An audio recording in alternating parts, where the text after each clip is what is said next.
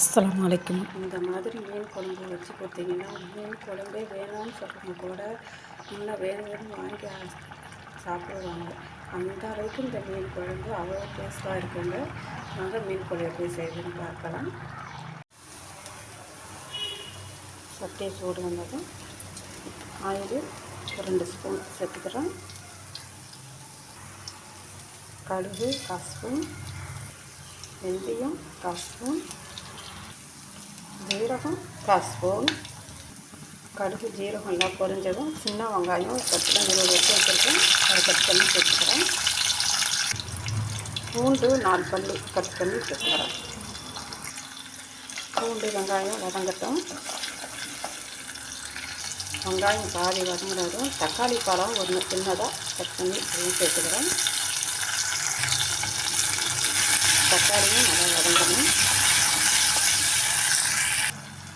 கருவேப்பிலை சேர்த்துக்கிறேன். வெங்காயம் தக்காளி தான் கொஞ்சம் வதங்கி வந்துருச்சு. இந்த பதத்துக்கு வதங்கினதும் வெங்காயம் தக்காளி 1-2 அரைச்சி வச்சுருக்கேன், சேர்த்து வதக்கி விட்டுறேன்.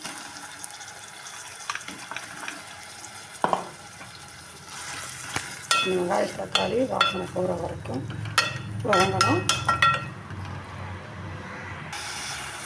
தக்காளி வெங்காயமாக வதங்கிட்டு மிளகா சேர்த்துடலாம். மிளகாத்தூள் 1 ஸ்பூன், காஷ்மீரி மிளகாத்தூள் 1/2 ஸ்பூன்,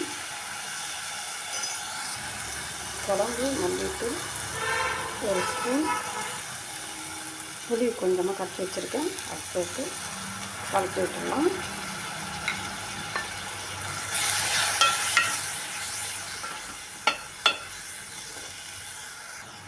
தண்ணி கொஞ்சம் சேர்த்துக்கிறோம்.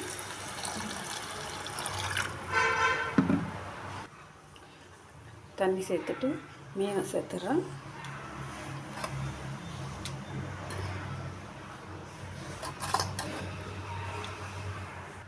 இது பாறை மீன். உப்பு கொஞ்சம் கலந்து விட்டு மூடி வச்சிடலாம்.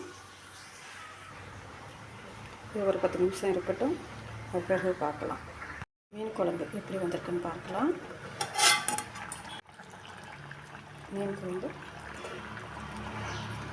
சூப்பராக வந்துருக்கு. நீங்களும் ட்ரை பண்ணி பாருங்கள். மீன் குழம்பு ரொம்ப டேஸ்ட்டாக இருக்கும். சோத்துக்கு சேர்த்து சாப்பிட்டீங்கன்னாக்கா அவ்வளோ அருமையாக இருக்குங்க. நீங்களும் ட்ரை பண்ணி பார்த்துட்டு எப்படி இருக்குன்னு சொல்லுங்கள். கமெண்ட் பாக்ஸில் கமெண்ட் பண்ணுங்கள். பிடிச்சிருந்தால் லைக் பண்ணி ஷேர் பண்ணுங்கள், சப்ஸ்கிரைபர் பண்ணுங்கள். அஸ்ஸலாமு அலைக்கும்.